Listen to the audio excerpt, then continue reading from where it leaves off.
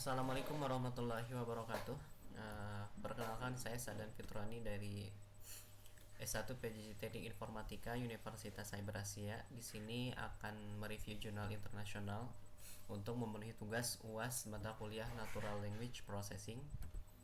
Dan berikut adalah jurnalnya dengan judul Analyzing the Impact of Online Learning on Higher Education, a Text Analytic Approach. Penulisnya adalah Gulam Ruti Aspalangi dari School of Liberal Arts and Social Science, Independent University, Bangladesh.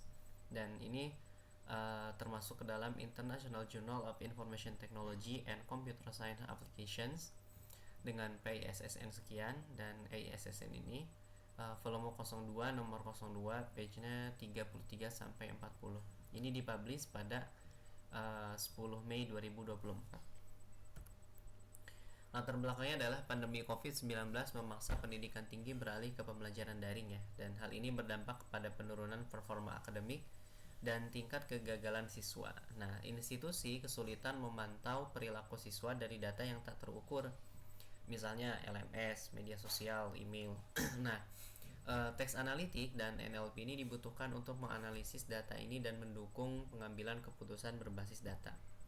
Tujuan penelitiannya menganalisis dampak pembelajaran daring terhadap pendidikan tinggi menggunakan teks analitik untuk menggali pola, tren, dan insight dari data teks tak terstruktur. Dan yang ketiga, studi kasus pada institusi pendidikan Bloom. Dan berikut adalah metodologinya menggunakan teks analitik, jadi menganalisis email, komentar, performa siswa, kemudian sosial media analitik seperti Facebook Page Bloom. Ini untuk insight demografis dan engagement, kemudian web dan LMS analitik, aktivitas siswa misalnya login, tugas, dan kuis. Kemudian stream and geospatial analitik, ini untuk memantau lokasi siswa saat akses LMS. Kemudian dashboard visualisasi, workload, pie chart, sentiment chart, bar chart, dan peta. Teknik NLP dan data, jadi digunakan itu pada level dasar ya, mencakup koreksi ejaan otomatis atau SIM-spell. Sentiment analysis hanya disebutkan hasilnya dan belum menggunakan modul NLP modern seperti BERT, LSTM, dan sebagainya. Tidak ada detail pre-processing seperti tokenisasi, stop words, dan sebagainya. Jadi NLP dibahas secara konseptual, bukan eksperimental. Kemudian framework yang diusulkannya itu adalah data collection, kemudian ETL, extract, transport, and load. Ini data cleaning, kemudian text mining, sentiment, frekuensi kata, analytic dashboard untuk monitoring dan pengambilan keputusan. Nah, ini adalah initial frameworknya ya. Jadi ada data collection, kemudian ada proses ETL, dan juga ada data storage. Dan ini proposed frameworknya yang lebih detail, mulai dari data source, kemudian pre-analytics.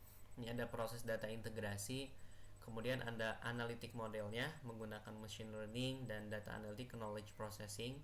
Kemudian analytic modelnya data driven models atau knowledge driven models, dan analytic optionnya ada predictive analytic, descriptive, perspective, dan diagnostic analytics.